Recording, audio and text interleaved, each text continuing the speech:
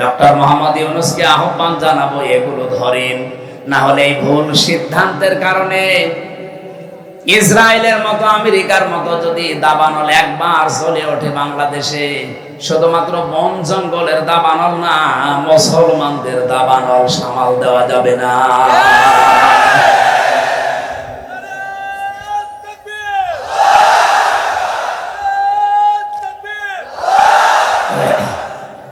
আলহামদুলিল্লাহ, আমি যে কথা আরম্ভ করেছিলাম যে পৃথিবীতে মানুষের সম্মান আর মর্যাদা বাড়ে ঈমান আর জ্ঞান, এই দুইটার সমন্বয়ে।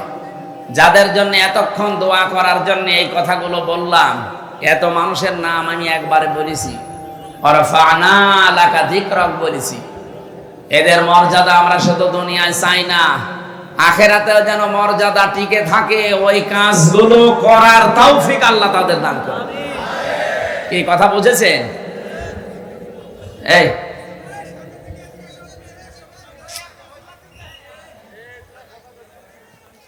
আপনারা এখানে আসেন, আসেন আসেন।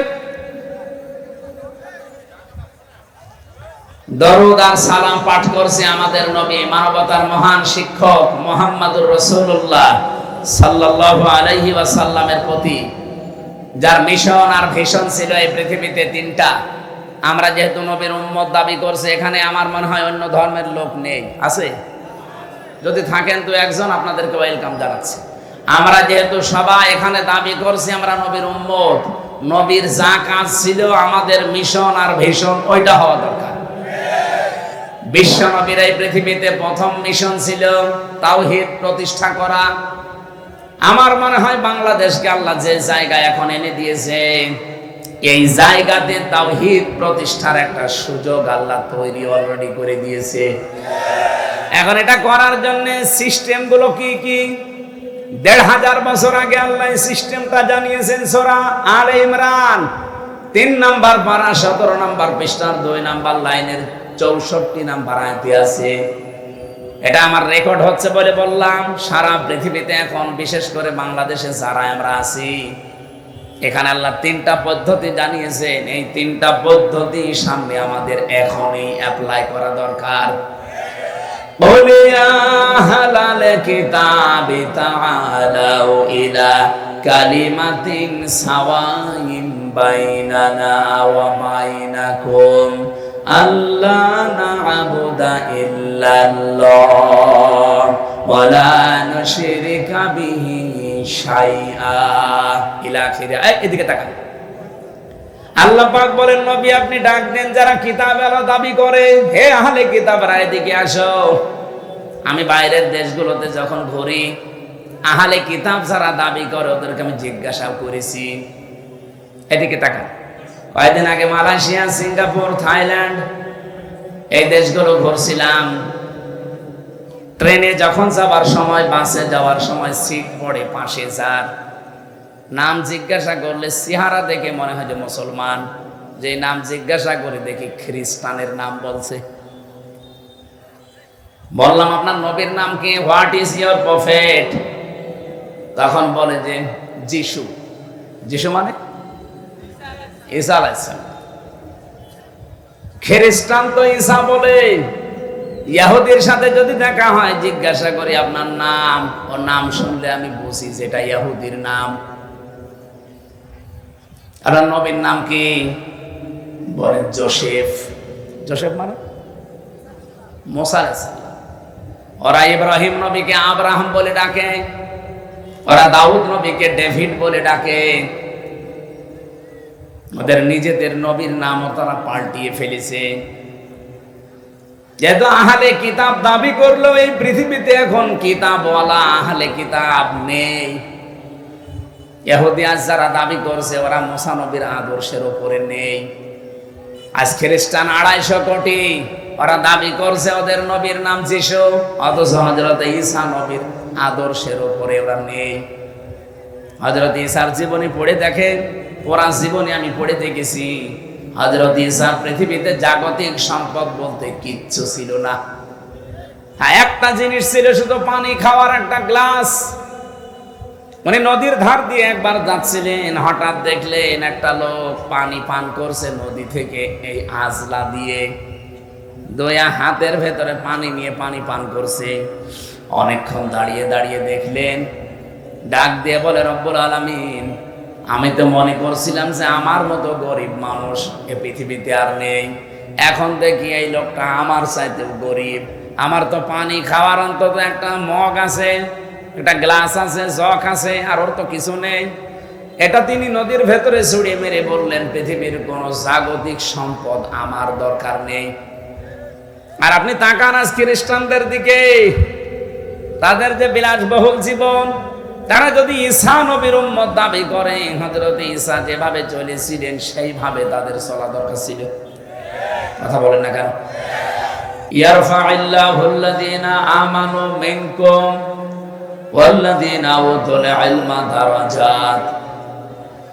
সূরা মুজাদালার 11 নম্বর আয়াতের মাঝের অংশে আছে, পৃথিবীতে যাদের ঈমান আছে আর ঈমান এবং যারা জ্ঞান পেয়েছে, ইলম পেয়েছে, এই দুইটা গুণ যাদের ভেতরে পাওয়া যাবে। ইয়ারফা, এটা মুজারে, বর্তমান, ভবিষ্যৎ, প্রেজেন্ট, ফিউচার।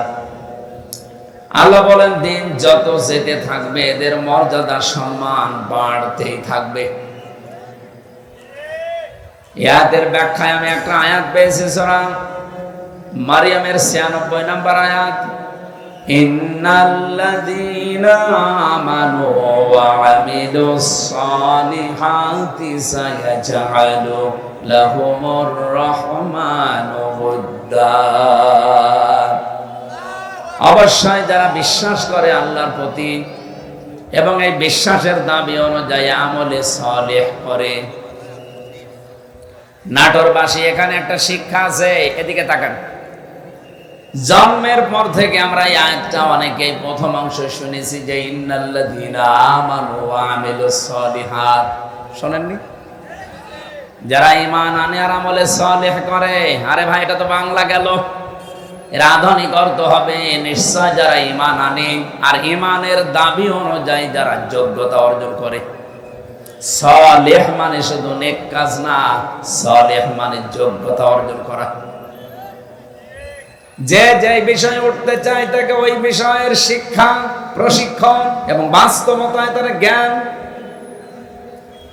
জ্ঞান তৈরি করে তাকে যোগ্য হওয়া লাগবে। যদি এই দুটি গুণ কেউ অর্জন করতে পারে, সায়াজআলু, সিন দিয়ে আল্লাহ গ্যারান্টি দিয়েছেন, অতি শীঘ্রই সায়াজআলু লাহুমুর রহমানু উদ্দা।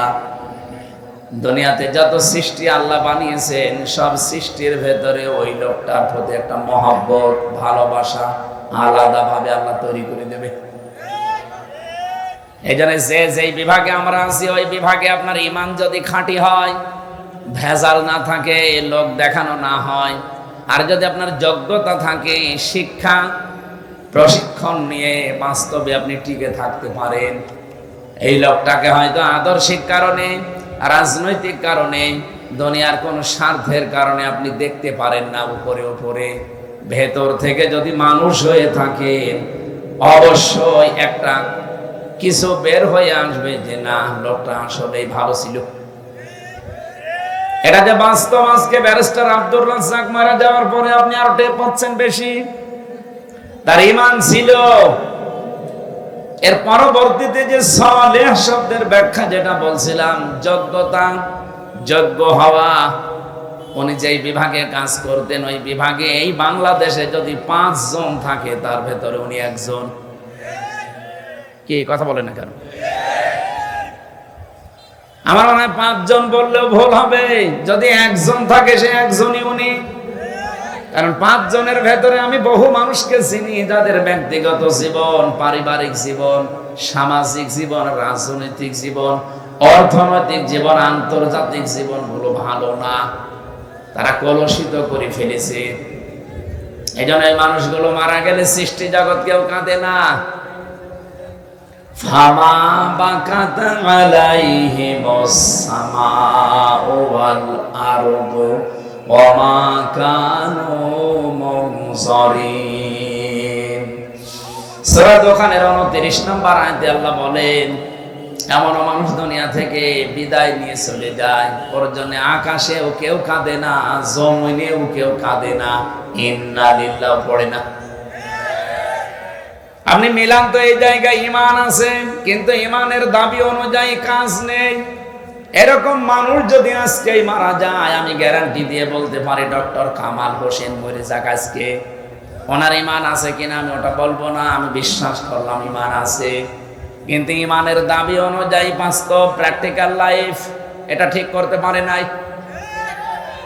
আমি নিচে নামতে পারলাম না, আমি ইঙ্গিত দিয়েছি, আপনি বোঝেন। শুধুমাত্র ইমান আনলেই হবে না, ইমানের দাবি অনুযায়ী আপনাকে কাজ করা লাগবে। আর ব্যারিস্টার আব্দুর রাজ্জাক এটা করেছে। দুইটা লোকে যদি আজকেই মারা যেত, আমার মনে হয় সৃষ্টি জগতের ভেতরে হাহাকার পড়ে যেত ব্যারিস্টার আব্দুর রাজ্জাকের জন্য, আর ডক্টর কামাল হোসেনের জন্য কেউ ইন্না লিল্লাহ পড়তো কিনা আমার বিশ্বাস হয় না। ভাই আমি আমার নিজেরটা বলছি, আমার ভেতর থেকেই তো আসতো না, আপনারা আসবে কি করে? কারণ এটা তো আর ভেতর থেকে আসার জন্য যেটা তৈরি হবে সেটা তৈরি করে দেবে কে?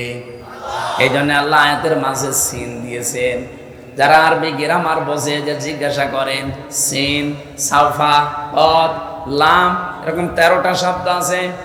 কোন সেন্টেন্সের আগে যদি আসে, কোন ফেলের আগে যদি এই শব্দটা ব্যবহার হয়, বাংলা অর্থ দাঁড়ায় অতি শীঘ্রই, খুব তাড়াতাড়ি, অবশ্যই, হবেই হবে। এই সিন শব্দের প্রায় 33টা অর্থ পেয়েছি আমি। আল্লাহ গ্যারান্টি দিয়ে জানিয়েছেন অতি শীঘ্রই, অবশ্যই, খুব তাড়াতাড়ি। আমার সৃষ্টি জগতের ভেতরে তার প্রতি একটা ভালোবাসা, মহব্বত আমি আল্লাহ নিজে পয়দা করে দেব। ব্যারিস্টার আব্দুর রাজ্জাককে হয়তো আদর্শিক কারণে আমরা অনেকেই সামনাসামনি দেখতে পারি না, কিন্তু আজ উনি ইন্তেকালের পরে অনেকেই কিন্তু বলছে না লোকটা ভালো ছিল। কি কথা বলে না কেন? আপনি মরে যান তো দেখি পৃথিবীর সব সৃষ্টি আপনার জন্য কাঁদে কিনা। গত কয়েকদিন আগে মাইক্রোসফট, এটা খ্রিস্টানরা চালায়, তারা রিপোর্ট দিয়েছে সারা পৃথিবীতে 257টা দেশের মানুষের উপরে তারা গবেষণা চালিয়েছে। এই তথ্য তারা পেশ করেছে। তাম পৃথিবীর 6 জন মানুষকে, শুধু আমি না, তাম দুনিয়ার সবাই ঘৃণা করে, অপছন্দ করে, দেখতে পারে না। তার ভেতরে 1 নম্বরে নাম এসেছে নেতানিয়াহু। এটা পৃথিবীর এখন 1 নম্বরে নিকৃষ্ট জঘন্য মানুষ। 2 নম্বরে নাম এসেছে আমাদের প্রতিবেশী যে মোদি। 3 নম্বরে নাম এসেছে যেটার ওটা পালিয়েছে, ওটার নাম বলা ঠিক না, যেহেতু আমাদের নিজের তো এবার নিজের গায়ে লাগবে, এজন্য বাংলায় বলে দিলাম যে পালিয়েছে। এই যে কয়েকজন মানুষের নাম বলছি, এদের কর্মজীবন আপনি প্র্যাকটিক্যাল লাইফ একটু খোঁজ করে দেখেন তো। এই মানুষগুলোর ভুল সিদ্ধান্তের কারণে এটা সূরা ইউনূসের ভেতরে পাবেন। 11 নম্বর পারা 19 নম্বর পৃষ্ঠা 4 নম্বর লাইনের 100 নম্বর আয়াতের শেষের দিকে আছে, ওয়ায়াজআলুর রিজসা আলাল্লাযীনা লা ইয়াকিলুন। আল্লাহ পাক বলেন, কোন মানুষ যদি তার জ্ঞান অনুযায়ী, যোগ্যতা অনুযায়ী, বিবেক অনুযায়ী কাজ না করে, তখন তার উপরে ভুল বিষয়গুলো আমি আল্লাহ চাপিয়ে দেই। আজ ইসরায়েলে এই নেতানিয়াহু, এই শয়তান, এই কোলাঙ্গার, এই অবৈধ সন্তান পৃথিবীর এই লোকটা কেবল সিদ্ধান্ত নেওয়ার কারণে আজ দেশটা দাবানলে পুড়ে শেষ হয়ে গেল। আজকে বিকাল 4:30টার রিপোর্ট দেখেছেন, যেভাবে আগুন আসতেছে, ওরা 112টা মেশিন ফিট করেছে। শুধু পানি দেওয়া না, স্প্রে পর্যন্ত। এ পৃথিবীর সবচেয়ে বড় উন্নত মেশিন প্রযুক্তি, স্প্রে সব ইসরায়েলে পাওয়া যায়। এটা আমি এখানে বসে কথা বলছি, বাংলাদেশের কোন জেলা, কোন থানা, কোন গ্রাম, এটা কোন জায়গায় বসে আছি, এটা ওরা ইসরায়েলে বসে কম্পিউটারে দেখতে পাচ্ছে। এরকম মেশিন পর্যন্ত ওরা বাংলাদেশে আড়ি পাতার জন্য পাঠিয়েছিল। আমি 3 বছর জেলখানায় ছিলাম। প্রথম যে 10 দিন রিমান্ডে ছিলাম, দ্বিতীয় দিন আমার এই রিমান্ডে জিজ্ঞাসা করছে যে সাতক্ষীরার মাওলানা আমিরুল ইসলাম বিলালী, উনি আপনার বাড়িতে কল দিয়ে এই কথা বলতে বলেছে যে আপনি বলবেন আমি জামাত ইসলাম করি না। আমি বলছি এই কথা বললো কি করি? আমার মোবাইল তো আপনার কাছে, বাড়ির নাম্বার ট্যাগ করে ওরা এখান থেকে বসে বসে মেশিং এর মাধ্যমে, এই আয়না ঘর যেটা বলা হয়, এটা মিনি, বিগটা তো আমি দেখিনি, ছোটটা আমি দেখেছি। এখানে বসে ওই মেশিং ফিট করে এই মামলার সাথে রিলেটেড যারা যারা আছে, মানে ওদের সন্দেহ হয় যার যার উপরে, তাদের নাম্বারগুলো সব এখানে ট্যাগ করা আছে। পৃথিবীর যেখান থেকে নাম্বারে কল দেন না কেন, ওরা কি বলছেন সব শুনতে পাচ্ছে। চিন্তা করলাম একটু দেখি বানিয়ে বলি যে না, এ কথা বলার কথা না। পরবর্তীতে দেখি আমাকে সব রেকর্ড শোনাচ্ছে। এই দেখেন কণ্ঠকার।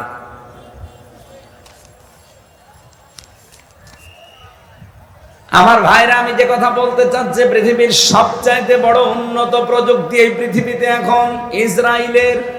এরা 112টা মেশিন ফিট করার পর শুধু পানি ছিটাচ্ছে তা না, স্প্রে পর্যন্ত দিচ্ছে উন্নত জাতের।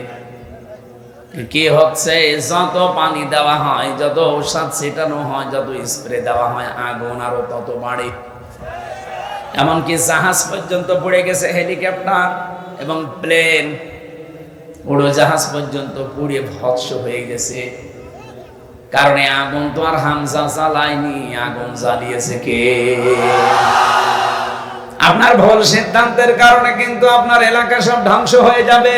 এই জন্য এজালুর রিজসা, আজ আমাদের পাশের এই দ্বিতীয় নিকৃষ্ট মানুষ এই মোদি, তার ভুল সিদ্ধান্তের কারণে আগামীর পৃথিবী বসবাসের অযোগ্য হয়ে যাচ্ছে।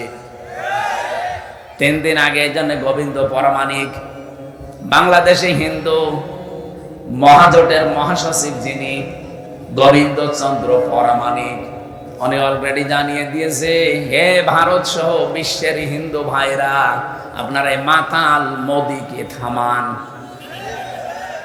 এ মাতাল যদি না থামে, সামনে পৃথিবী বসবাসের অযোগ্য হয়ে যাবে। কারণ এখন অলরেডি ওরা দাঙ্গা লাগিয়ে দিয়েছে। কি কথা বলছে না? ভারতে অলরেডি দাঙ্গা চলছে। যে কিসের? পাকিস্তানের সাথে।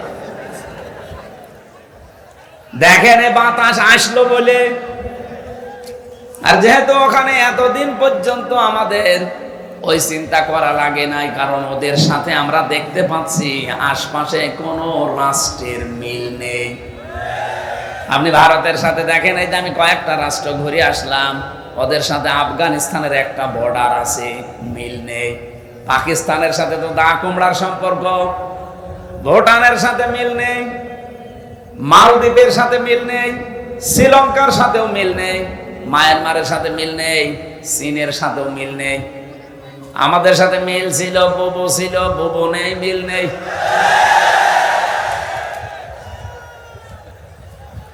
ও বুবু, আবার চলে আসেন। ওরা বারবার এই কথা বলছে না? এতদিন শুনতাম যে বলতো আমাদের স্বামী স্ত্রীর সম্পর্ক, যদিও এই কথাটা বলা জায়েজ নেই, কারণ দাদা ফুল হাতা আর আমরা হাফ হাতা। এটা মনে হয় হাফ হাতা না ফুল হাতা? মুসলমানে দিয়েছে, দিতে পারে। আর দাদা যদি এই বয়সে এসে মুসলমানি দিয়ে বিয়ে করতে চায়, তাহলে বিয়ে পড়ানো যায় যাচ্ছে। আর যে বয়স, আপনি হাজাম পাবেন কোথায়? বয়সে হাজাম পাওয়া যাবে, বুড়ো হাজাম লাগবে না? আর বুড়ো মানুষের হাতে আপনি অস্ত্র দেবেন, ও আগা কাটতে যে গোড়া কেটে ফেলবে। এই জন্য দাদার এই বয়সের জন্য আবার শখ না জাগে যে আমি আবার বিয়ে করব। যদিও এতদিন এরা ছড়িয়েছিল যে আমাদের স্বামী স্ত্রীর সম্পর্ক, এটা দাহা মিথ্যা কথা। এই কথা বলে না কেন? দাদা যা করেছে জীবনে, হেদায়েত পাওয়া সম্ভব না। কারণ মানুষ যখন পাপ করতে করতে সীমা ছাড়িয়ে যায়, ইন্নামা নুমলি লাহুম লিয়াজদাদু ইসমা ওয়া লাহুম আযাবুম মুহিন, সূরা আলে ইমরানে আছে 4 নাম্বার পারা 12 নাম্বার পৃষ্ঠা 11 নাম্বার লাইনে আছে। কোন মানুষ যদি পৃথিবীতে পাপের সীমা ছাড়িয়ে ফেলে, তখন আমি আল্লাহ ওকে অপমানজনক শাস্তির ভেতরে ফেলে দেই, আর সেইটা ওদের কপালে আসতেছে। ওরা যা করেছে পাপ সীমা না, সীমা ছাড়িয়ে আরো আরেক সীমায় চলে গেছে। কতগুলো আল্লাহর ঘর ওরা ভেঙেছে আপনি দেখতে পাচ্ছেন। 1500 বছর আগে আব্রাহা নামক একটা লোক শুধুমাত্র আল্লাহর একটা ঘর ভাঙার চেষ্টা করেছিল, ভাঙতে পারে নাই। তাই তাদেরকে আল্লাহ আবাবিল পাঠিয়ে, কি আপনি আসলেন কেন? আপনার কাছে পানি কে চেয়েছে? লাগবে না ভাই, এগুলো না, আপনি তো শুনছেন না, তাহলে এসব ঝামেলায় আছেন। না না কিচ্ছু করা লাগবে না, কিছু লাগলে আমি আপনাকে বলবো, ভালো করে শোনেন কি বলতে চাই। 1500 বছর আগে ওরা একটা ঘর শুধু আল্লাহর বাইতুল্লাহ কাবা শরীফ ভাঙার চেষ্টা করেছিল, ভাঙতে পারে নাই। 1.5 কিলোমিটার আগ থেকে ওদেরকে কাজ মাকুল বানিয়ে দিয়েছে আল্লাহ। কি কথা বলেন না কেন? আর এখন একটা দুইটা না, কতগুলো ঘর তারা ভেঙে দিল ধোয়া ধোয়া তুলে। কি ধোয়া? ধোয়া ধোয়া। ওরা এখন ধোয়া তুলেছে যে এই জায়গায় নাকি মন্দির ছিল, এই জন্য ভেঙে এখন আবার মন্দির বানাবো। পৃথিবীর মানুষ মাটির নিচে তেল পায়, গ্যাস পায়, সোনা পায়, রূপা পায়, আর ওই শয়তানরা শুধু মাটির নিচে মন্দির পায়। ওরা যদি মানে উলঙ্গ করে পিটাতে পারতাম,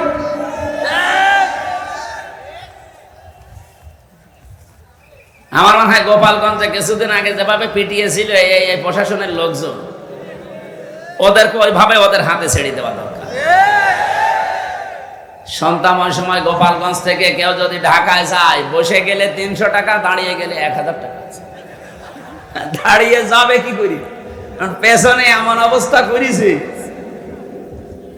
এখন আল্লাহর ঘরগুলো যারা এই ধোয়া ধোয়া তুলে ভেঙে দিচ্ছে, আমার মনে হয় তাদেরকেও এই প্রশাসনের হাতে ছেড়ে দেওয়া দরকার। নে পেছনে কি অবস্থা হয় দেখ। এখন যদি বাংলাদেশে আওয়াজ তুলি আমরা যে ঢাকার স্বামীবাগে ইসকন মন্দির 500 বছর আগে এখানে মসজিদ ছিল, ভেঙে আমরা মসজিদ বানাবো, মানবেন? আপনি মুসলমান তাই বলছেন না, আর হিন্দুরা মানবে? এই জন্যই গোবিন্দ পরমাণিক জানিয়েছে, পৃথিবীর হিন্দুরা আপনারা একটু সচেতন হন। এই মাতাল লোকটাকে যদি না থামান, এর এই ভুল সিদ্ধান্তের কারণে এমন কিছু নাজিল হবে যেটা টাকাল দেওয়া সম্ভব হবে না। এই জন্য আমাদের দেশে এরকম কিছু হাওয়া আমরা পাচ্ছি। আপনি কি খেয়াল করেছেন কিছু?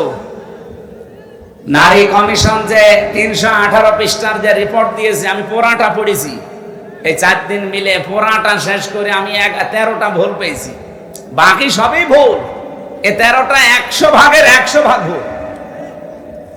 ওরা প্রথমে যেটা জানাতে চায় যে স্বামী যদি স্ত্রীর সাথে মিলন করতে চায়, স্ত্রী যদি রাজি না হয়, স্বামী যদি জোর করে এই কাজ করে, তাহলে স্ত্রী তার পরের দিন যদি মামলা দেয়, তাহলে ধর্ষণ মামলা হবে, প্রমাণ হলে স্বামীর ফাঁসি। আমি আপনার কথা মেনে নিলাম ভাই, স্বামী জোর করে আপনাকে সংসার করতে চায়, আপনি রাজি না, আপনি ধর্ষণ মামলা দিলেন। আমার প্রশ্ন হচ্ছে, ফাঁসি দেওয়ার জন্য সাক্ষী লাগবে না? কথা বলছেন এখানে? এখন ওই জায়গায় কেউ কি ছিল যারা সাক্ষী দেওয়ার মতো? অথবা ওখানে সিসি ক্যামেরা দিয়ে রাখা লাগবে, অথবা এই ইউটিউবারদের পাঠিয়ে দেওয়া লাগবে। দেখ, আপনি এদেরকে পাঠালে হবে? আমার এই জন্য একটা একটা করে যখন পড়লাম, আমার মনে হচ্ছিল এগুলো মেয়াদ উত্তীর্ণ গাঁজা খেয়েছে। ওদেরকে আর বাইরে রাখা ঠিক না, ওদের রুচি, ওদের সব বিকৃতি হয়ে গেছে, চেহারাও বিকৃত হয়ে গেছে। যে কয়টা চেহারা দেখলাম, একটাও মহিলার মতো লাগছে না। এখানে যারা পুরুষ মানুষ আছে, আমরা ঘোষণা দেব কি, পুরুষ ভাইরা পুরুষ প্যান্ডেলে চলে আসেন, মেয়েরা মহিলা প্যান্ডেলে চলে যান। আর যারা মহিলা না পুরুষ না ওদের কোন প্যান্ডেলে পাঠাবো? আমি ওদের চেহারার দিকে তাকিয়ে আমার মনে হচ্ছিল ওগুলো মনে হয় তৃতীয় লিঙ্গ। আপনি তৃতীয় লিঙ্গের কোনো কিছু বলতে কথা বলেন কোন কারণে? আপনি কি মহিলা? মেয়ে লোক হওয়ার জন্য যে সমস্ত সিমটম দরকার আপনার তো কিছুই নেই। আমি নিচে নামলাম না, অনেক সাররা আছে তাই। এই জন্য আমার মনে হয় এদেরকে আর বাইরে রাখা ঠিক না। এদের পেছনে অবশ্যই রাঘব বোয়াল আছে, আমরা জানি। পৃথিবীর কোন রাঘব বোয়ালে কাজ হবে না। এদেশে 92% মুসলমান যতদিন আমরা আছি। কিছু না থাক আমাদের, অন্তত লা ইলাহা ইল্লাল্লাহ এই কথা বলেন না কেন? এজন্য আমরা চাই খুব তাড়াতাড়ি এই মানুষগুলোকে আপনারা পাবনায় পাঠান। আমি কয়েকদিন আগে গিয়েছিলাম হেমায়তপুরে দেখার জন্য, যে দেখি পাগল এখন আর অত বেশি নেই। জিজ্ঞাসা করলাম একজনকে, বলছো হুজুর এখন প্রায় ভালো হয়ে যায়, পাঠিয়ে দেয়। কয়েকজন আছে, আমার তো মনে হচ্ছে নতুন কিছু পাগলের আমদানি হচ্ছে, এদের পাঠানো দরকার। নয়তো এরা এই কথা লিখলো কি করি? আপনি কিভাবে কি সাক্ষী জোগাড় করবেন? আপনি নিজেই বলেন। এটা পাগলের মাথায় তো এই চিন্তা আসা ঠিক না। দ্বিতীয় নম্বরে তারা লিখেছে দেহ আমার, সিদ্ধান্ত আমার। এটা কোরআনে কারিমের পুরা বিরোধী। আল্লাহ পাক বলেন আলা লাহুল খালক ওয়াল আমরু তাবারাকাল্লাহু রাব্বুল আলামিন। সৃষ্টি যার, সিদ্ধান্ত তার। কথা বলেন না কেন? আপনি কোন সাহসে বললেন যে দেহ আমার, সিদ্ধান্ত আমার? এ দেহ আপনার কে বলেছে? আমি এখন 33 বছর বয়সে আছি। 34 বছর বয়স আগে বলেন তো আমার অস্তিত্ব ছিল? আমির হামজা না, আমার মা বাবার তো বিয়েও হয়নি 35 বছর আগে। তার মানে উল্লেখ করার মতো আমি আর কিছু ছিলাম না। হামজা তো দূরের কথা, আমাকে পর্যন্ত নিয়ে এসে বসিয়েছেন যিনি, তিনি কে? নেই থেকে হামজা পর্যন্ত যিনি বানিয়েছে আস্তে আস্তে করে, তার নাম আরবিতে বলা হয় রব। তারবিয়াতু শাইইন ইলা কামালিহি শাইআন ফাশাইআন।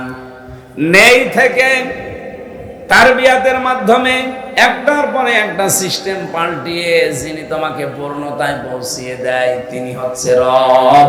আমরা যাকে আল্লাহ বলি। সুতরাং যারা এই কথা লিখেছেন তাদের তো ঈমান নেই। আর কোরআনে কারিমের সূরা আরাফের 54 নম্বর আয়াতের পুরা বিরুদ্ধে এই কথা যে দেহ আমার, সিদ্ধান্ত আমার। আপনি আল্লাহর সাথে বিদ্রোহ করেছেন, আপনি বেঈমান হয়ে গেছেন। এই নারী কমিশনে যারা আছে এদেরকে যদি তাওবা করানো না হয়, এই মানুষগুলো যদি নতুন করে মুসলমান না হয়, ঘোষণা দিয়ে গেলাম আজকে রেকর্ড হচ্ছে, এদের একজনও যদি মারা যায় এদের জানাজাও জায়েজ নেই, কবরে দেওয়া জায়েজ নেই। কারণ জানাজা পড়াবো কি দিয়ে আমি, আর কবরে দেব কি বলে? বিসমিল্লাহি ওয়া আলা মিল্লাতি রাসূলিল্লাহ। এ পুরা কথাটাই তো মিথ্যা হয়ে যাবে যে আল্লাহর নামের উপরে, রসুলের আদর্শের উপরে রেখে গেলাম। কই? আপনি তো আল্লাহর নামেও নেই, রসুলের আদর্শেও নেই। এই কথা বলছেন না কেন? এই জন্য আপনাকে আমি রাখবো কি করে? আপনার জন্য আমি মিথ্যাবাদী হব? কি কথা বলেন না কেন ভাই? আমি আপনার জন্য মিথ্যাবাদী হব? এই জন্য আপনাকে কবরে দেওয়াও ঠিক হবে না, জানাজাও ঠিক হবে না। আপনারা একটা কাজ করা যায় না, আপনারা হিন্দুদের মতো পুড়িয়ে ফেললেও হবে না, কারণ হিন্দুরা তো মানবে না। আপনারা করবো কি? কুকুর দিয়ে খাওয়ানো লাগবে। ডক্টর আহমদ শরীফ ঢাকা বিশ্ববিদ্যালয়ের এক শিক্ষক, ও বলেছিল আল্লাহ বলতে কেউ নেই। ছাত্ররা জিজ্ঞাসা করছেন, স্যার আপনি এই কথা বললেন? যা বলেছি, যা দেখি না তা বিশ্বাস করি না। এই জন্য ইসলাম ধর্ম আমি মানি না। তাহলে হিন্দু ধর্ম মানেন? বলছে না, ও ধর্ম আমি মানি না। তাহলে আপনি যদি মুসলমান দাবি না করেন, হিন্দু দাবি না করেন, আপনাকে তো পোড়ানোও যাবে না, কবরে দেওয়াও যাবে না। কি করব? বলছে আমার লাশটা ঢাকার মেডিকেল কলেজে দিয়ে দিও, ছাত্র ছাত্রীরা আমার লাশ কেটে গবেষণা করবে, শিক্ষা পাবে। মারা যাওয়ার পরে অ্যাম্বুলেন্সে করে নিয়ে গেছে ঢাকা ভার্সিটিতে, ঢাকা মেডিকেলের মুসলমান ছাত্র ছাত্রী যারা, তারা মিছিল আরম্ভ করেছে, জানে না এই নাস্তিকের লাশ আমরা এখানে ঢুকতে দেব না, কারণ যে আল্লাহকেই মানে না, ওরে কেটে আমরা কি পাবো, ওর নাপাক শরীর যেন এখানে না ঢোকে। অ্যাম্বুলেন্সের ড্রাইভার চিন্তা করছে, ভার্সিটির ছেলে মেয়েরা ও না জানি খেপে গেলে আমার গাড়িতে যদি আগুন লাগিয়ে দেয়, ও মরা শয়তানের সাথে আমি জীবিত ধ্বংস করে যাব। দরকার নেই ভিক্ষা, আগে কুকুর সামলা, দে গাড়ি ঘুরিয়ে টান। এখন ঢাকা মেডিকেল নেয়নি, হিন্দুদের মতো পুড়িয়ে ফেলা হয়নি, মুসলমানের কবরে দেওয়া হয়নি। কি হয়েছে? জীবনের শেষ ইতিহাস আমি পড়ে দেখেছি, হয়তো ওকে ডাস্টবিনে ফেলে দেওয়া হয়েছে, কুকুরে শ্রীগালি খেয়েছে। আহ্বান জানাচ্ছে, যদি কপালে হেদায়েতের মতো কিছু থাকে আপনি ফিরে আসবেন, আর যদি একেবারে আবু জেহেলের মতো হয়ে যান, এ দোয়ায়ও কাজ হবে না। আমরা বলছিলাম কি, একটা একটা করে আল্লাহর আইনগুলো যারা পাল্টিয়ে, আপনাদের নিজেদের জীবনেও ক্ষমতা নেই, আপনার পেছনে কারা রাঘব গোয়াল আছে। ডক্টর মোহাম্মদ ইউনূসকে আহ্বান জানাবো, এগুলো ধরেন, না হলে এই ভুল সিদ্ধান্তের কারণে ইসরায়েলের মতো, আমেরিকার মতো যদি দাবানল একবার চলে ওঠে বাংলাদেশে, শুধুমাত্র বন জঙ্গলের দাবানল না, মুসলমানদের দাবানল সামাল দেওয়া যাবে না।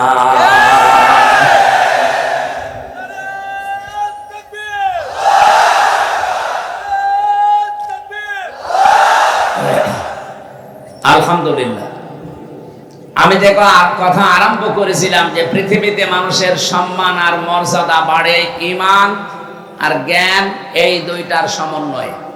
যাদের জন্য এতক্ষণ দোয়া করার জন্য এই কথাগুলো বললাম, এত মানুষের নাম আমি একবারে বলেছি, ওয়ারফা'না লাকা যিকরাক বলেছি। এদের মর্যাদা আমরা শুধু দুনিয়ায় চাই না, আখিরাতেও যেন মর্যাদা টিকে থাকে, ওই কাজগুলো করার তৌফিক আল্লাহ তাদের দান করে। এই কথা বুঝেছেন? এই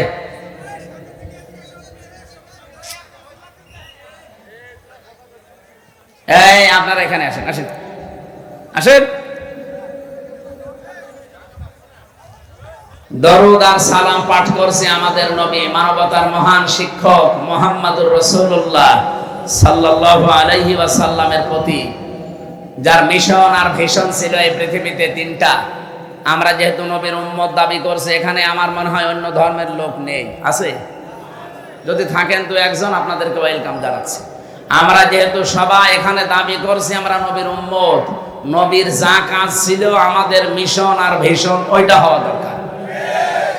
বিশ্ব নবীর এই পৃথিবীতে প্রথম মিশন ছিল তাওহীদ প্রতিষ্ঠা করা। আমার মনে হয় বাংলাদেশকে আল্লাহ যে জায়গায় এখন এনে দিয়েছে, এই জায়গাতে তাওহীদ প্রতিষ্ঠার একটা সুযোগ আল্লাহ তৈরি অলরেডি করে দিয়েছে।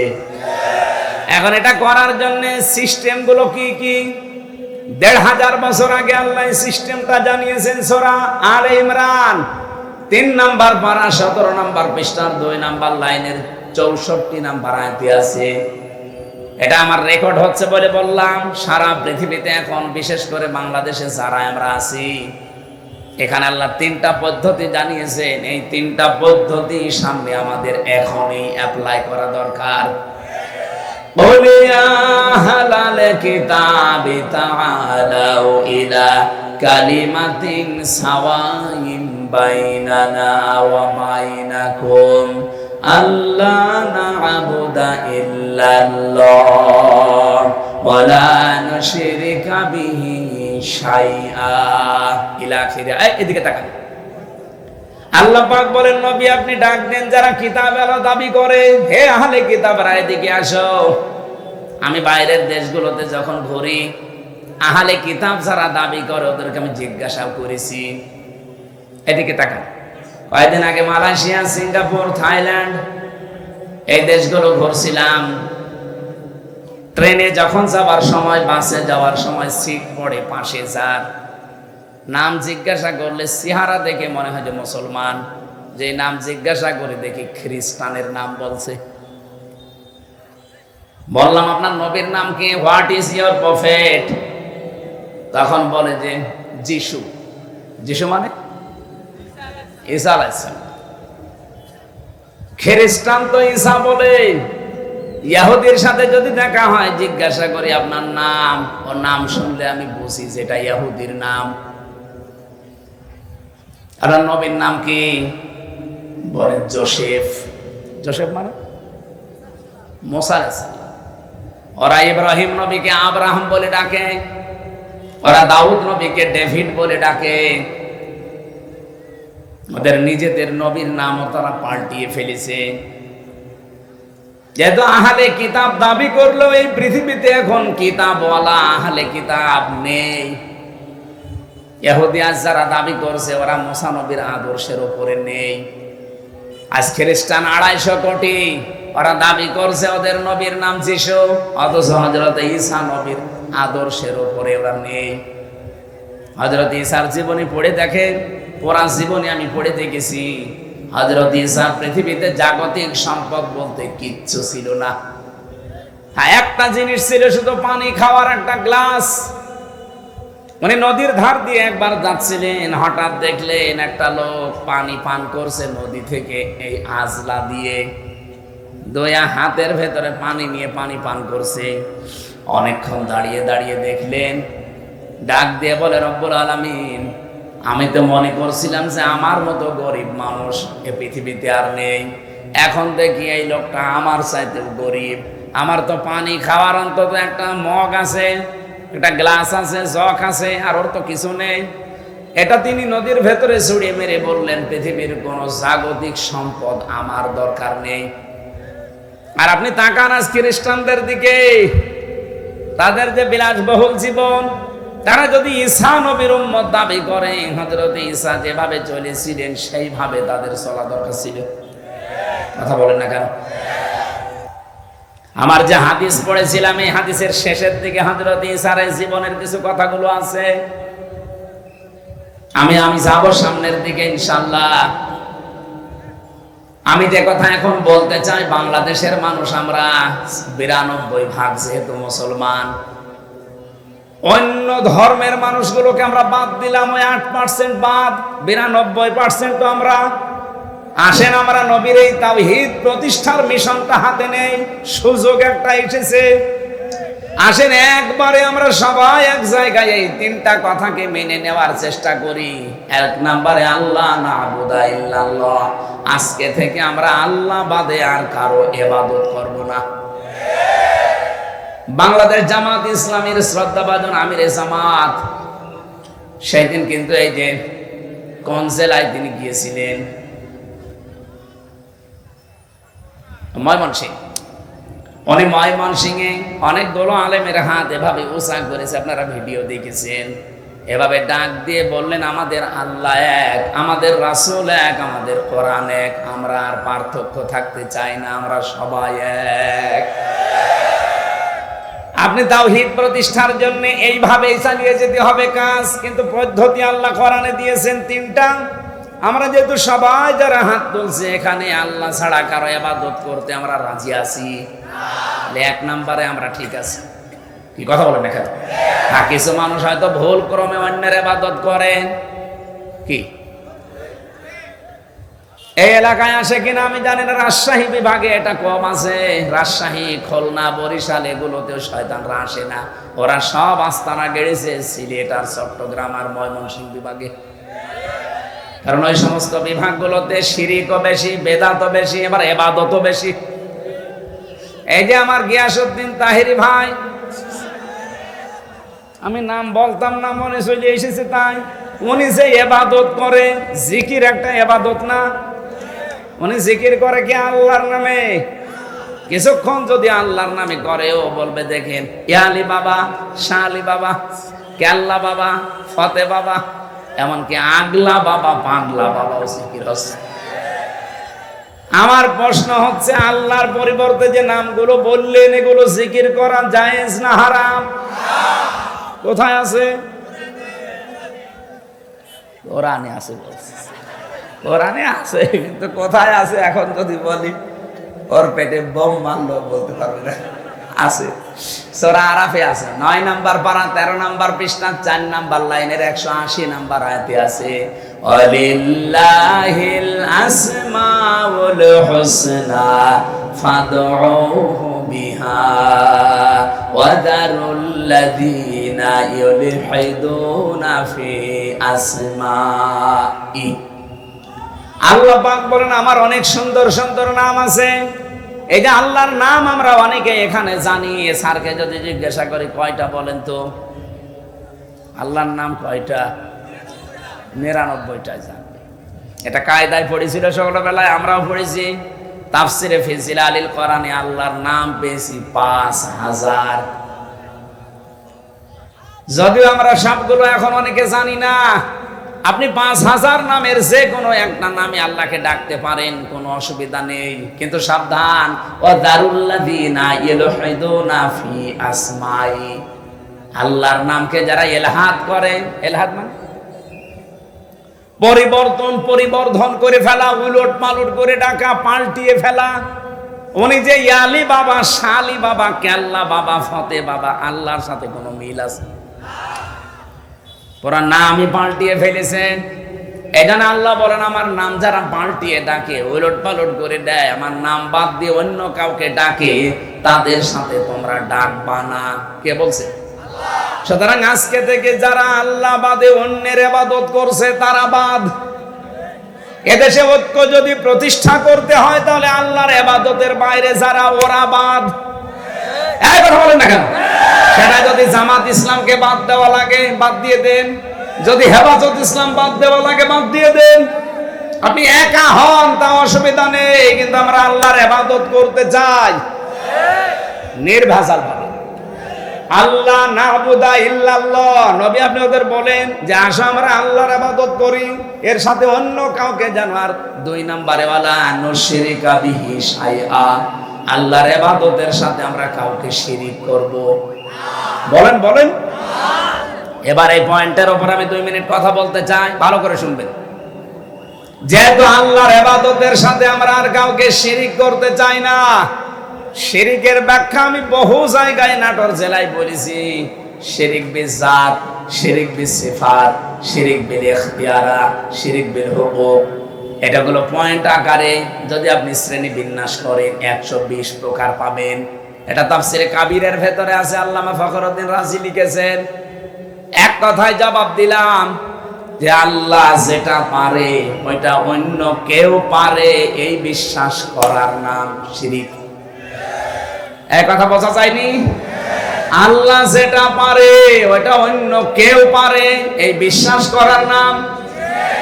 এদেশে বিশ্বাস নেই, বলেন বলেন বলেন তো সন্তান দিতে পারে কে? অন্য কেউ পারে। যারা অন্য কাউকে বিশ্বাস করেন আপনি কিন্তু শিরিক করছেন, আর শিরিক করলে আপনি মুশরিক। এ পর্যন্ত বুঝেছেন? এবার আসেন 2 নম্বরে, এ জমিন বানিয়েছে কে? এ জমিন বানিয়েছে আল্লাহ, এখানে আইনও চলবে আল্লাহর। আলা লাহুল খালকু ওয়াল আমরু, আয়াত তার প্রমাণ। সুতরাং আল্লাহর এই জমিনে যারা অন্যের আইন এখানে প্রতিষ্ঠা করার জন্য চেষ্টা করেন, এর জন্য দল করেন, এর জন্য আপনি মিছিল মিটিং করেন, এর জন্য ভোট করেন, টাকা পয়সা খরচ করেন, আপনি শিরিক করছেন। এত সহজে বলার পরেও কেউ যদি না বোঝার ভান করে থাকেন, আমার মনে হয় আপনার কপাল আর হেদায়েত নেই। বলেন তো বোঝেন নাকি? হাত বলেন তো। এদিকে আসেন, কানের নিচে এমন জোরে 2টা দেব না আপনি সব বুঝে ফেলবেন। অবশ্যই এখনো বোঝেন, এই বোঝেন মানে আপনি নিজেই বললেন যে আমাকে ছেলে মেয়ে কেউ দিতে পারে না। কে পারে? অন্য কেউ যদি পারে, বিশ্বাস করলে আপনি শিরিক করলেন, শিরিক করলে আপনি মুশরিক। মুশরিকের জন্য জান্নাত হারাম, জাহান্নাম ওয়াজিব। আর ফতোয়া লাগবে? আর ফতোয়া লাগলে সূরা মায়েদা 6 নম্বর পারা 19 নম্বর পৃষ্ঠার 12 নম্বর লাইনে আছে, ইন্নাহু মা ইউশরিক বিল্লাহ ফাকাদ হারামাল্লাহু আলাইহিল জান্নাহ ওয়া মাওয়াহুন নার। এটা যেমন খুব সহজে বুঝে ফেললেন যে ছেলে মেয়ে আল্লাহ ছাড়া কেউ পারে না, জমিন আল্লাহ বানিয়েছে, এখানে অন্যের আইন যদি কেউ কায়েম করার চেষ্টা করে সে আল্লাহর সাথে শিরিক করছে না? এটা বোঝেন না? মানে আপনি বুঝেছেন ঠিকই, কিন্তু টাকা পেয়েছেন। ওরে মোনাজাতের পরে একটু আলাদা বসাবেন তো, 2 চাটি দিয়ে তারপর বাড়ি যাচ্ছে। বলে বোঝে না। তাহলে আল্লাহর সাথে যারা শরীক করবে না এই সিদ্ধান্তে যারা আসবে তারা আমাদের সাথে আছে। এই কথা বলেন না কারো? এর সাথে যদি হেফাজত আসতে চায়, জামাত আসতে চায়, চরমনায় আসতে চায়, আটরশি আসতে চায়, অসুবিধা নেই। কিন্তু আল্লাহর সাথে শিরিক করে আপনি জামাত ইসলাম করবেন, এরকম জামাত আমি মানি না। আল্লাহর সাথে শিরিক করে আপনি চরমনার মুরিদ হবেন, এরকম চরমনা আমি মানি না। ওই যে পিসকে হুজুর কি বলেছিল, প্রধানমন্ত্রী সাতার কসুর আমি মানি না, এই জন্যই তো ওরে জেলে রেখে দিয়েছিল। আমারও রিমান্ডে ওরে নিয়ে 10 দিন প্রশ্ন করেছে, পিসকে হুজুর, আর বলে আমি হাসিনা মানি না। জেনিসি ওর সাহস আছে, ওরে ধরে রাত 12:30টার পরে পুরা উলঙ্গ করে ওর হাতের উপরে সিগারেট দিয়ে একটা অর্ধ উলঙ্গ মেয়ে লোক এখানে কাঁধের উপরে হাত, ও তো হাত পোষে না, তারপরও হাত দিয়ে ছবি তুলে বসে ছেড়ে দেবে। ওই দিন এমন কন্দন করেছিল, আমার সাথে ছিল তো, এক রুমে ছিলাম আমরা। আমারে বলছে, হামজা ভাই আমি এমনি ছোট মানুষ, আমার জিনিসপত্র সব ছোট ছোট, হ্যাঁ আসলেও ছোট। কতটুকু? আমার এই পর্যন্ত। বলেন আমার যদি মাজা পর্যন্ত হয় তো ওর কি আছে? তারপরও ওরে একটা বাচ্চা হয়েছে, আলহামদুলিল্লাহ। তো আমারে বলছে রাত 12:30টার পরে আমারে ওই হাতির ছিলে 2 দিকে রাস্তা ব্লক করে আমারে এইভাবে অত্যাচার করছিল। এমন কান্না কাঁদলাম ওই দিন।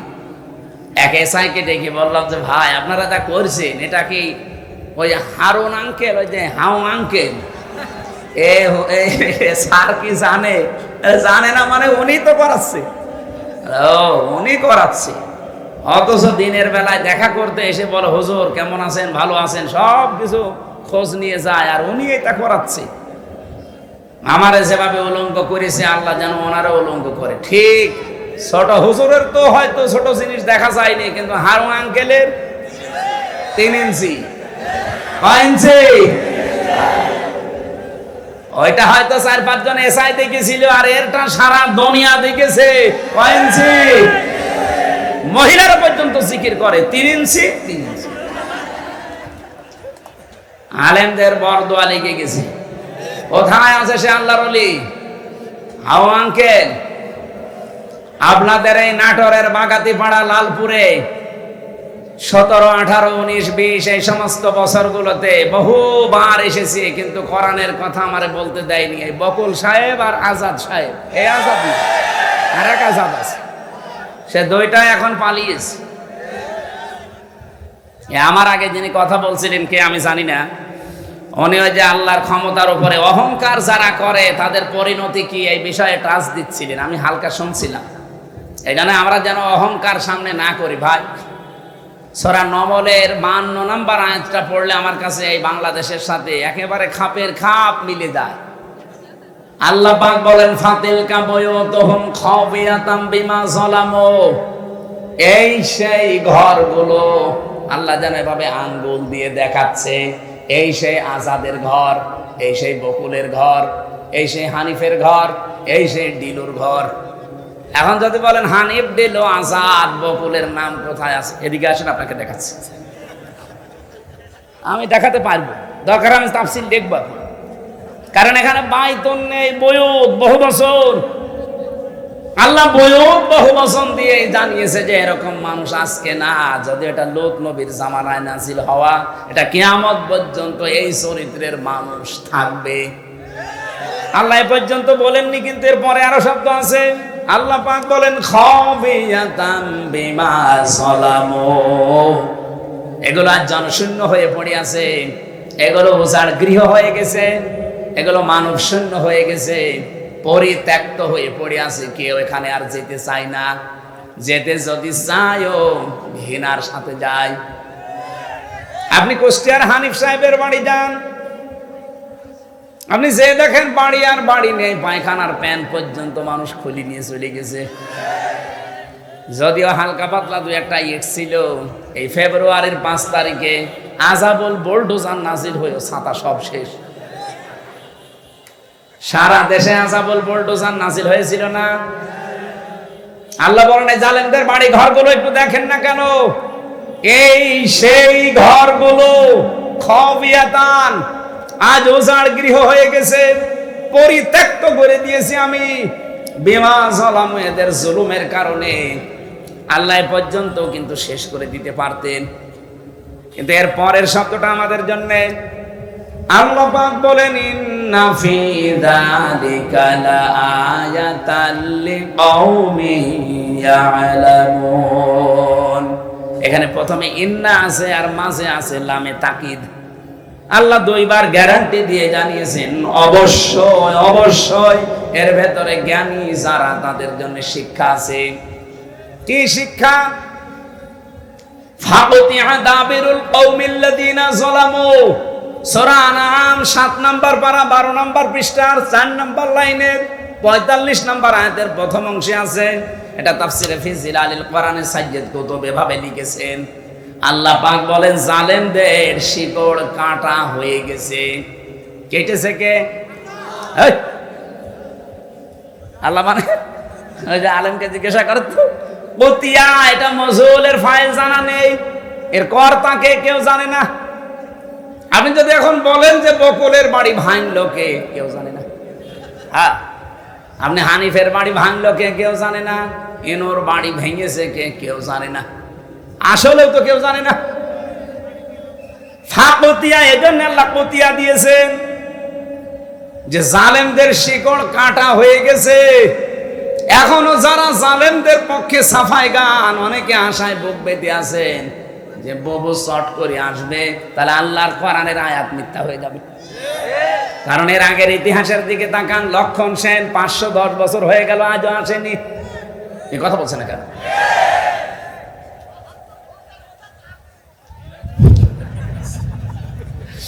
আমি যতগুলো দেখলাম ইতিহাস, একটাও ফিরে আসেনি। আশরাফ ঘানি জবাব দেন। আমারে আপনারা মামলা দিয়েছিলেন যে আমি নাকি আনসারুল্লাহ বাংলা টিমের প্রধান। কি ও ছাতা ও জীবনে জানি না। আনসারুল্লাহ বাংলা টিম কি ও ছাতা জানি না, অথচ আমারে প্রধান বানিয়েছে। জেলের ভেতরে যাওয়ার পরে একজনের সাথে দেখা হয়েছে, ও 17 বছর জেলে আছে। ওর নাম আব্দুল মতিন, ও আছে আল্লাহ দলের প্রধান সারা বাংলাদেশে। বললাম ভাই আপনি তো আল্লাহ দলের সভাপতি, সেক্রেটারি কে? বলছে আমার সেইনি। আপনি সভাপতি, আপনার সেইনি সেক্রেটারি, আর কেউ নেই। এই দেশে জঙ্গি ছিল। এই জন্য ডক্টর এনায়েতুল্লাহ আব্বাসী হেফাজত ইসলামের সমাবেশে 3টা প্রস্তাব দিয়েছে যে আবেগে চলে হলেও কেউ যদি ইসলাম এবং মানবতা রসুল নিয়ে এই বাংলাদেশে কথা বলতে যায়, তাকে আইনের আওতায় এনে কঠোর শাস্তি দেওয়া লাগবে। এটা আমরা চাই না। আপনি অধিকারের নাম নিয়ে রসুলকে গালি দেবেন, আল্লাহর কোরআনের আয়াত বিকৃতি করবেন, এটা আর সামনে যেন না হয়, আইন পাশ করা লাগবে। 2 নম্বরে উনি বলেছিলেন এই দেশে যারা নবীকে বিশ্ব নবী শেষ নবী মানে নাই, কাদিয়ানি যারা, এদেরকে রাষ্ট্রীয়ভাবে অমুসলিম ঘোষণা করা লাগবে। শোনেননি এটা? কথা বলছেন না?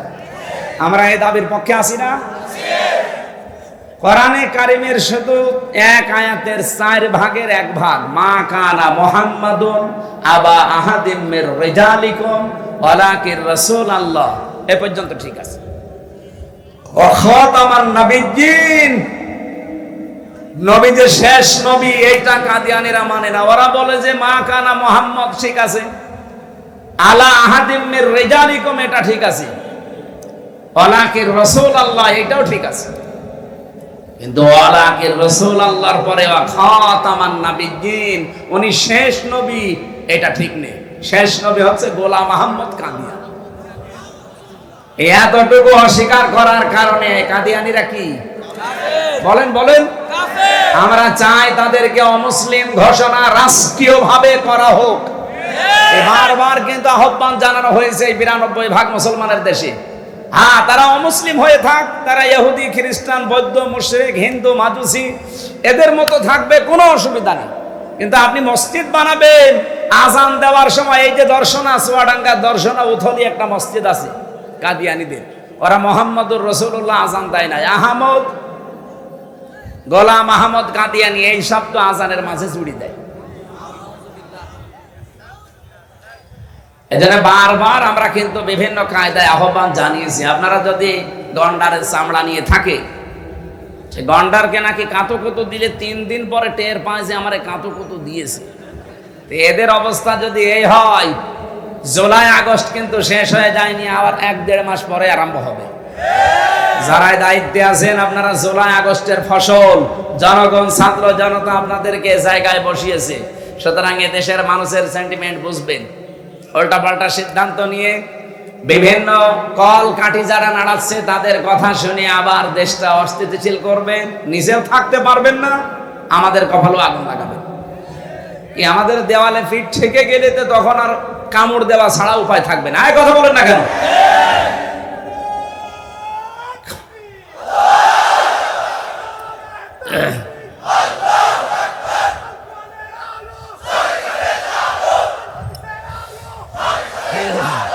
ঠিক আছে ভাই, আমার ভাইরা, আমরা শিরকের যে বিষয় নিয়ে পর্যন্ত এসেছিলাম একটু তাকান। আজ বাংলাদেশে ঐক্যের বারবার ডাক দেওয়া হচ্ছে, সবাই আসেন, কিন্তু শিরক যারা করেন তারা আসলে ওই ঐক্য থাকবে না। কি শিরক যারা করেন তারা যদি এসেও থাকেন লোক দেখানোর জন্য, ঐক্য টিকবে না। এজন্য শিরক যারা বাদ দিতে পারেন তারা আসেন। 3 নম্বরে ওয়ালা ইয়াত্তাখিদা বা'দুনা বা'দান আরবাবাম মিন দুনিল্লাহ, আল্লাহ বাদে আমরা কাউকে অভিভাবক হিসাবে আর গ্রহণ করব না। আমাদের অভিভাবক ইন্ডিয়া না, আমাদের অভিভাবক ওই আমেরিকা না, চীন না, রাশিয়া না, আমাদের অভিভাবক কে? এই বিশ্বাসে যারা বিশ্বাসী তাদেরকে এক জায়গায় নেন। 92% মুসলমানের ভেতর থেকে যদি সব বের হয়েও চলে যায়, যদি 51% টিকে থাকে, এই দেশে আগামীতে কোরআন কায়েমে বাধা কেউ দিতে পারবে না। আল্লাহ এরপরে দিয়েছেন ফাইন তাওয়াল্লাও, এরপরেও যদি কেউ মুখ ফিরিয়ে যায়, যাক ফাকুলু শাহাদু, আপনি একটু ঘোষণা দিয়ে দেন, ফাকুলু শাহাদু বিআন্না মুসলিমুন, আমরা কারো মুখাফেক কিনা, আমরা মুসলমান। তাহলে নবীর প্রথম মিশন ছিল, ভিশন ছিল তাওহীদ প্রতিষ্ঠা। এটার জন্য যে পদ্ধতিগুলো বললাম, এই 3টার কাছে আসা লাগবে। আসেন বাংলার মানুষের এই 3টা বিষয় নিয়ে আমরা এগিয়ে যাই। 2 নম্বরে নবীর মিশন আর ভিশন ছিল তিনি মানব অধিকার প্রতিষ্ঠা করেছিলেন। এই তথ্য আপনি সূরা নিসা 58 নম্বর আয়াতে পাবেন। ইন্নাল্লাহা ইয়া'মুরুকুম আন তু'আদ্দুল আমানাতি ইলা আহলিহা, অবশ্যই আমি আল্লাহ তোমাদের সবাইকে নির্দেশ দিলাম তোমাদের যাবতীয় আমানত তার প্রাপকের কাছে পৌঁছিয়ে দেবা। এখানে আমানাত বহু বচন, তাফসিরে মারিফুল কোরআন খুলে দেখবেন এই বহু বচনে মুফাসসির লিখেছেন আমানাত মানে ভোট। কি কথা বলেন না? আমি কি এটা বানিয়ে বললাম? যদি বানিয়ে বলি কোনো আলেমকে নিয়ে এখানে বসান, তাফসিরটা নিয়ে এসে খোলেন, সূরা নিসা 5 নম্বর পারা 6 নম্বর পৃষ্ঠা 5 নম্বর লাইনে, এটা 4 নম্বর লাইনে আছে 58 নম্বর আয়াত। অবশ্যই আমি আল্লাহ তোমাদের সবাইকে নির্দেশ দিলাম, শুধু হামজাকে না, কুম বহু বচন, সবার জন্য আমার নির্দেশ, তোমাদের যাবতীয় আমানত তার প্রাপকের কাছে পৌঁছিয়ে দিবা। যেহেতু আমানত মানে উনি ভোট লিখেছেন, সুতরাং আগামীতে এই দেশে আমরা চাই 300 জন এমপি দাঁড়াবে। 300 জনের ভেতরে অন্তত 151 জন আমরা এমন মানুষ চাই যারা কোরআন বুকে নিয়ে সংসদে যেতে পারবে। এই আমানতটা আমরা নষ্ট করব?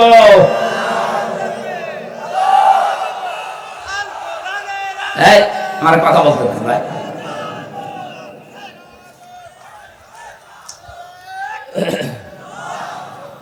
আমার ভাইরা, এটা যদি কারো কাছে রাজনীতি মনে হয়, যদি মনে হয় এটা দুনিয়ার বিষয়, এটা ধর্ম ব্যবসা, হ্যাঁ এটাই আমার ধর্ম ব্যবসা, কারণ আমি এই ব্যবসা করেই কোরআনকে সংসদে পৌঁছিয়ে দিতে চাই। আগামীতে আবুল কালাম আজাদ ভাইয়ের মতো যদি বাংলার 300 এমপির 151 জন কোরআন বুকে নিয়ে যেতে পারে। ওয়াইদা হাকামতুম বাইনান নাস আন তাহকুমু বিল আদলি, যখন তোমরা বিচার করবা মানুষের মাঝে, ন্যায় বিচার করবা, তো ওখানে যদি আপনি কোরআন নিয়ে যেতে না পারেন, ন্যায় বিচার করবেন কি দিয়ে? এই 54 বছরে ন্যায় বিচার দেখতে পাইনি, শুধু এইটা নেই তাই। একটু সুযোগ করে দেন না কেন? 54 বছর তো বিভিন্ন জিনিস দেখলেনি, একবার একটু পাগলামি করে হোক আর যেভাবে একটু দেখেন না কেন? আপনি একবার যদি দেখতে পারেন যে এটা বিচার ব্যবস্থায় চলছে, আমি আল্লাহর কসম দিয়ে গ্যারান্টি দিতে পারি জীবনেও বিনা কারণে জেল খাটা লাগবে না। এখানে মানবাধিকার প্রতিষ্ঠা করা এটা রাসূলের মিশন ছিল, ভিশন ছিল। আমাদের জীবনেরও মিশন আর ভিশন এটা হওয়া লাগবে। এখানে যদি কারো দ্বিমত থাকে হাত তোলেন, যে না এটা আমি মানি না, তোলেন। এখানে কেউ কিছু বলছেন না, চলে যাওয়ার পরে যদি লালপুর বাজারে কালকে গেবত করেন না, দাঁত মুখ খুলে ফেলবেন। হ্যাঁ, আমি চলে গেলে এরা গেবত করবে যে না কিছু বলে গেল, বুঝলাম না। বুঝলেন না মানে সব বুঝতেছেন আপনি। নবীজির জীবনের মিশন ছিল, উনি মানব অধিকার প্রতিষ্ঠা করেছিলেন। আর মানব অধিকার প্রতিষ্ঠা করার জন্য ক্ষমতা লাগে, আইন লাগে। সেটা হাতে আছে আমাদের? নেই। খুজলাত মাদামাতান ফাইদা সারা রিশওয়াতান ফিদ্দিন ওয়ালাসতুম বিতারিকিহি ইয়ামনাকুমুল ফাকরা ওয়াল হাজা আলা ইন্না রিহাল ইসলামি দাইরাতুন ফাদুরু মাআল কিতাবি হাইসু দার আলা ইন্নাল কিতাবা ওয়াস সুলতানা লা ইফতারিকান ফালা তুফারিকুল কিতাব। এদিকে তাকান। হযরত মুআয ইবনে জাবাল রাদিয়াল্লাহু তাআলা আনহু যেদিন ইয়ামেনের গভর্নর হয়ে তিনি যাবেন, ঘোড়ার রাকাবের ভেতরে তিনি অলরেডি পা তুলে দিয়েছেন। নবীজি ডাক দিয়ে বললেন, তোমাকে একটা দেশের দায়িত্ব দিয়ে পাঠাচ্ছি, হাদিয়া তোফা তোমার কাছে আসবে, তুমি যেহেতু দায়িত্বে আছো।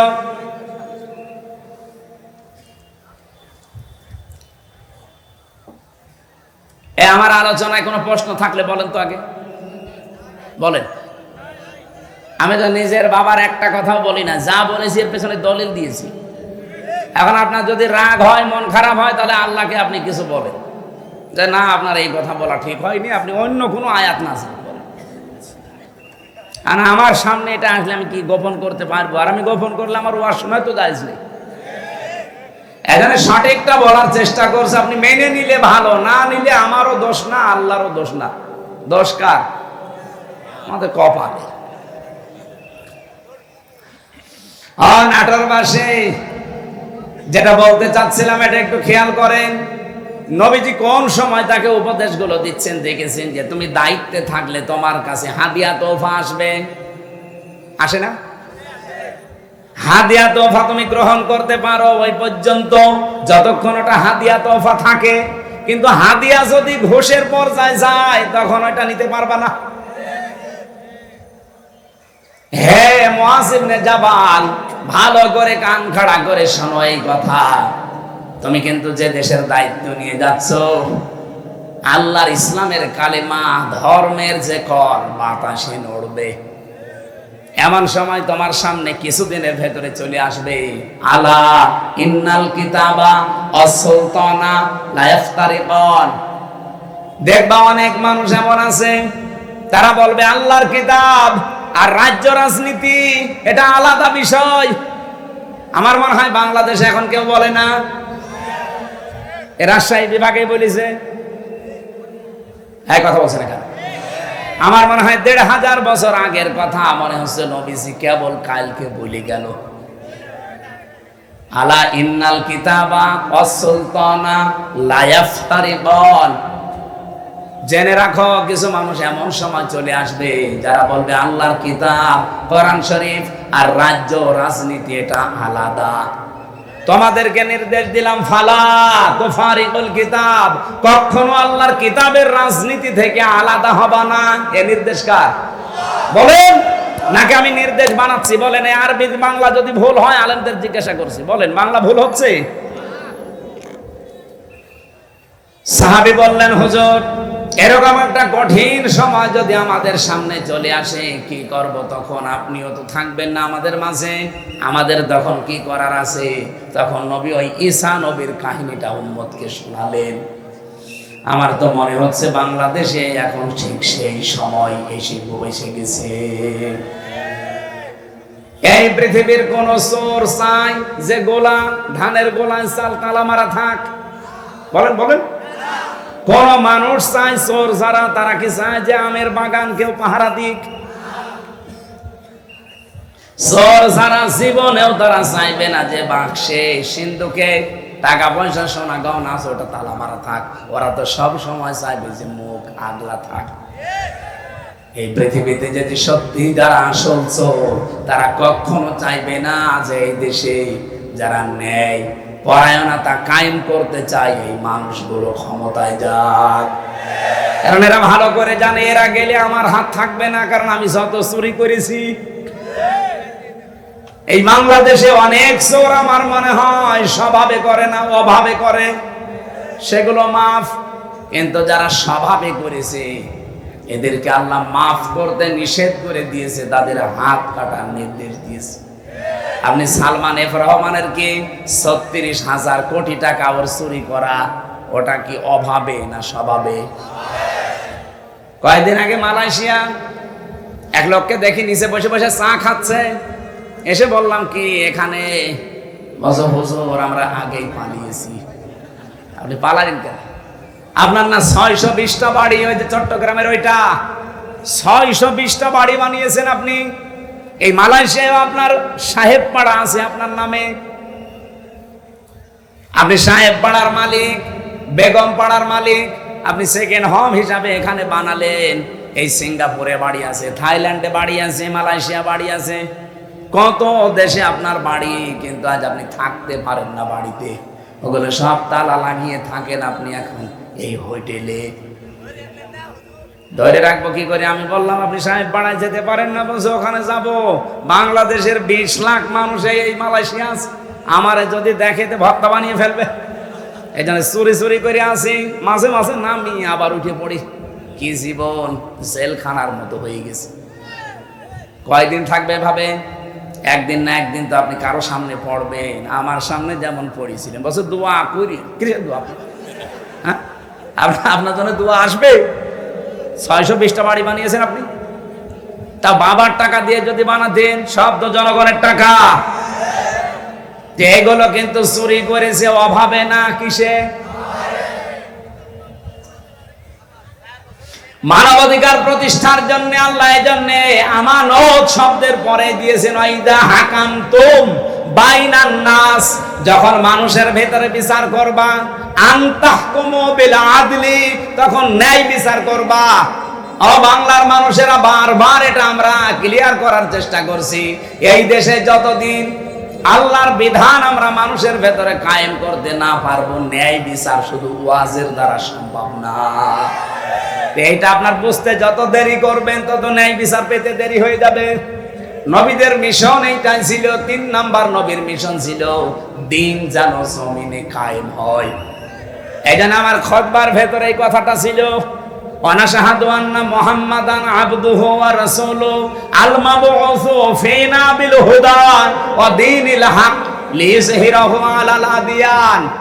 আল্লাহ পাক বলেন এমন নবীর সাক্ষী তোমরা দিলে যিনি আমার বান্দা এবং আমার রাসূল, যাকে আমি দ্বীনে হক দিয়ে সত্যের বিধান দিয়ে তোমাদের ভেতরে পাঠিয়েছি। কেন? লিইযহিরাহু, এজাহার মানে এখানে বহু আলেম আমার মনে হয় জিজ্ঞাসা করলে এজহার মানে বলবে স্পষ্ট করা না। এখানে আবিদা আধুনিক অর্থে এজহার মানে বিজয় করা। এজহার মানে আল্লাহ বলেন লিইযহিরাহু আলাল আদিয়ান, যত দিন আছে দুনিয়ায়, যত ধর্ম আছে, এখন ধর্ম দুনিয়ায় কত? ৪,৫০০ ধর্মের ভেতরে ইসলামকে দাঁড় করানো লাগবে বিজয়ী রূপে। এ ঘোষণা কার? বলেন বলেন। আর ইসলামকে দাঁড় করাতে হলে নবীজি যদি ১৩ বছর মার খাওয়ার পরে ১০ বছর কোরআন দিয়ে রাষ্ট্র চালাতে পারে। কিছু মানুষ বলে হুজুর ১৩ বছরের কথা বলেন, ওই ১০ বছরের কথা বলার দরকার নেই। কেন? ১৩ বছর শুনতে আপনার ভালো লাগছে, নবীজি মার খেয়েছিলেন। আর ১০ বছর যে এইটা দিয়ে রাষ্ট্র চালিয়েছিলেন প্রধানমন্ত্রী হয়ে, ওইটা আপনার ভালো লাগে না মানে? সিরাত ইবনে হিশামে দেখবেন নবীর জীবনীকে 4 ভাগে ভাগ করা হয়েছিল। মক্কার জীবনটা প্রথমে 3 বছর, এরপরে 5 বছর, এরপরে 2 বছর, এরপরে 5 বছর, না এরপরে 3 বছর, সব মিলে কত? 13 বছর। প্রথমে 3, এরপরে 5, এরপরে 2, এরপরে 3, এই 4টা ভাগে নবীর পড়া মক্কার জীবনকে ভাগ করা আছে। আমি বাংলাদেশের সাথে অলরেডি এটা মিলিয়ে দেখেছি, আমরা এখন এই 4 নাম্বারটায় আছি। কি কথা বলেন না? নবীজি 3 বছর জেলে ছিলেন, তার অনেক আত্মীয় স্বজন সাহাবায়ে কেরাম হারিয়েছিলেন। আমরা এই 15 বছরে বহু কিছু হারিয়েছি। 3 বছর না 13 বছর আল্লামা সাঈদীর জেল খাটা হয়ে গেছে। সুতরাং 13 বছর পরে নবীকে যদি আল্লাহ 10 বছরের বিশাল একটা সাম্রাজ্য দিতে পারে, আমাদের সামনেও 15 বছর যেহেতু পার করে ফেলেছি, সামনের 10 বছর আসবে কোরআনের হাতে ইনশাআল্লাহ। কথা বোঝেন? সূরা সূরার 13 নম্বর আয়াতের মাঝের অংশে আমি পড়েছিলাম আন আকিমুদ্দিন, অথচ আয়াতটা নাযিল হয় মক্কায়। এমন কঠিন পরিস্থিতি যেখানে পা রাখা পর্যন্ত সম্ভব না, সেখানে আল্লাহ বলছেন আমার দ্বীন কায়েম করো। এখানে বাংলাদেশে যেহেতু 4টা অবস্থা আমরা পার করে ফেলেছি, এই মুহূর্তে আহ্বান জানাচ্ছি নবীর এই 3 নাম্বার মিশন আর ভিশন। ও বাংলার মুসলমানেরা, এখন সব ফরজের বড় ফরজ আল্লাহর এই জমিনে আল্লাহর দ্বীন কায়েম করা। আলা তাতাফাররাকু ফি, এখানে কেউ মত পার্থক্য ফতোয়াবাজি করবেন না। সুতরাং দ্বীন কায়েমের কথা বললে যারা ফতোয়াবাজি করে, মত পার্থক্য তৈরি করে, যে না ওর আকীদা খারাপ, ওর টুপি বড়, ওর টুপি 5 কলি, এরকম কথা যারাই তুলবে মনে করবেন ওটা রাসূলের শত্রু, ওটা মানবতার শত্রু, ওটা তাওহীদের শত্রু। এই কথা বলেন না কেন? এতটুকু আল্লাহ শেষ করেননি, কাবুরু আলাল মুশরিকিনা মা তাদউহুম ইলাই। হে নবী, আপনি যদি দ্বীন কায়েমের জন্য মানুষকে ডাকেন, সবচাইতে বেশি খারাপ লাগবে, অপছন্দ করবে এই কথাটা মুশরিকরা। আমি তো দ্বীন কায়েমের জন্য আহ্বান জানাই, আপনার খারাপ লাগে কেন? আপনার মন খারাপ হয় কেন? আপনার কাছে রাজনীতি মনে হয় কেন? আপনি কি মুশরিক? বলেন। হাসানি আপনাকে আল্লাহ পছন্দ করেনি। এজন্য আয়াতের শেষের অংশ এটা, আল্লাহু ইয়াজতাবি ইলাইহি মাইয়াশা। দ্বীন কায়েমের কর্মী, দ্বীন কায়েমের কর্মী হিসাবে আল্লাহ সবাইকে পছন্দ করে না। আল্লাহ যাকে ছাঁটাই করে দেয় সে বাদ, আল্লাহ যাকে বাছাই করে, নির্বাচিত করে, পছন্দ করে, নির্ধারিত করে, এ জিতেবা শব্দ আছে। আল্লাহ যাকে পছন্দ করে তার দ্বীনের কায়েমের জন্য কর্মী হিসাবে, তাকে আল্লাহ পাক এই দ্বীন কায়েমের জন্য নির্বাচিত করে নেয়। ওয়াহদি কাকে করে? মাইয়াশা। ওয়াহদি ইলাইহি মাইয়ুনিব, যে লোকটা আমার আল্লাহর দিকে মন থেকে ফিরতে চায়। আপনি কি আল্লাহর দিকে মন থেকে ফিরতে চান?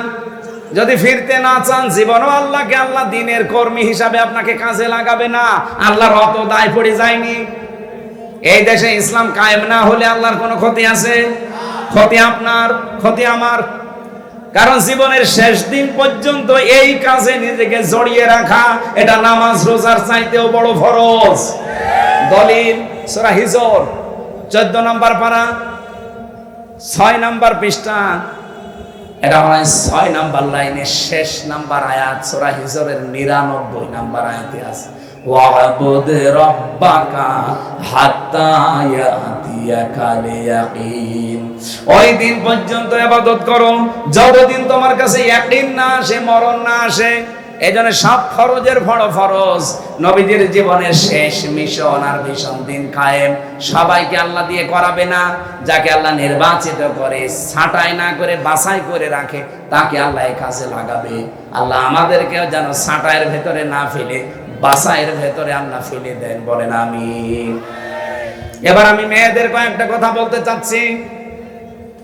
এখানে আছেন আপনারা?